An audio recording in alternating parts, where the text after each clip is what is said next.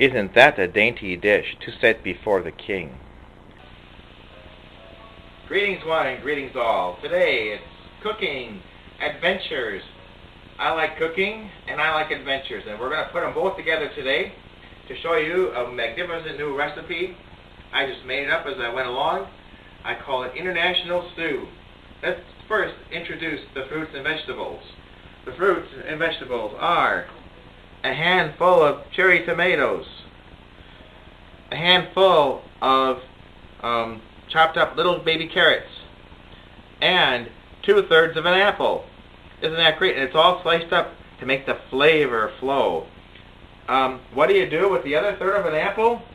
Well, you should know. You eat it, of course. It's good. Of course, on the lines of French, is a thing called the pomme de terre, apple of the earth, which is another name for potato. I took a purple baked potato, baked it so it'll cook fast. Also, we have some garam masala curry paste. Interestingly enough, I did not see curry in the ingredients list, so I'm adding some of my own.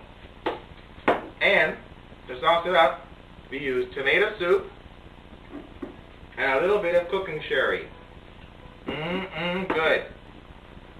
So we'll be putting these together into, I have a pound of ground beef browning, which is the next step in the process. And here is the ground beef browning nicely in the pan. And now we're going to start adding the ingredients. The first ingredient has to do, when we turn the heat down a little bit so it cooks slower, is the curry paste. 2 heaping tablespoons. 2 heaping tablespoons. That's what you normally would do. About a pound of ground beef in here. And you could use chicken. You could use anything you would fry. Fish. Tofu. You could even do it all vegetables if you want. Now that's going in there. And it's melting and tossing in nicely. Let's add the curry too. This is made up almost like a pan of butter. It melts. It melts and smells. It smells good. We're about ready to add some more because we've got the beef, we've got the curry. Chocolate. Let's just try a little bit. Not much. Come on. Plenty. But maybe half a teaspoon. That'll be like the secret ingredient.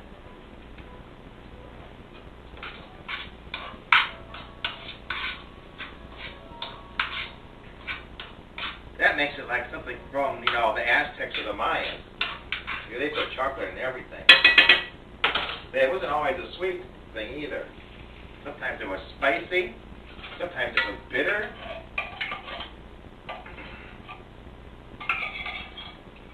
Then go with tomato soup. I'm going to get a different stirring device. This works really good. One of these silicone stirring utensils. Doesn't scrape the pan. It goes to a high temperature. And we also want to add the vegetables and fruits now. And potatoes will save for last because they're already pre-cooked. I'll add a little water.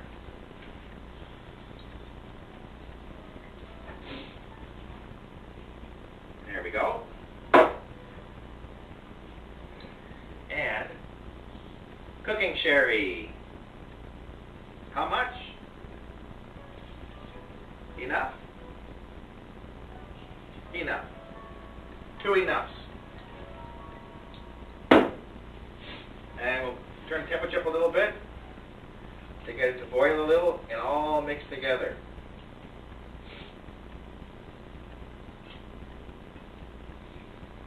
The apples are still, they're not cooked, so they're kind of crunchy. They add texture. So we're going to let them simmer and cook there a bit. Some people I know are sensitive to the smells. For that, you just open the door.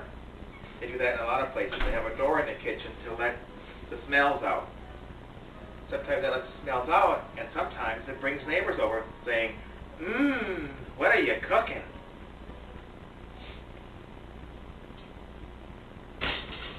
And we just let that go a little bit higher.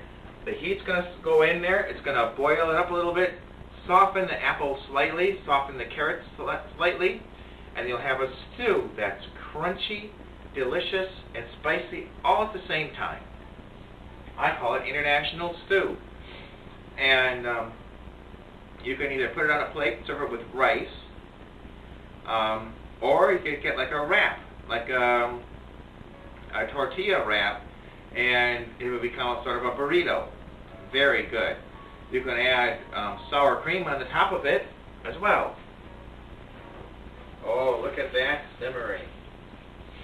It is so good. Those cherry tomatoes are swimming in there and smiling. Fine. And this is how the dish will look upon completion. The smell of curry is noticeable but not overpowering. The smell is very spicy and delicious. And now we'll show you how it goes on the plate. What? You don't believe that I'd actually eat this stuff? Hey. It's good. Even the tomatoes. And the apples. And the carrots.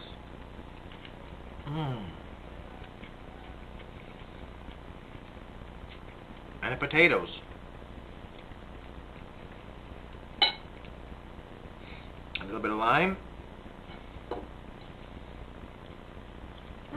Not bad. Pretty good actually. And then a few other sides, like rice or whatever. Pumpkin seeds is a palate cleanser.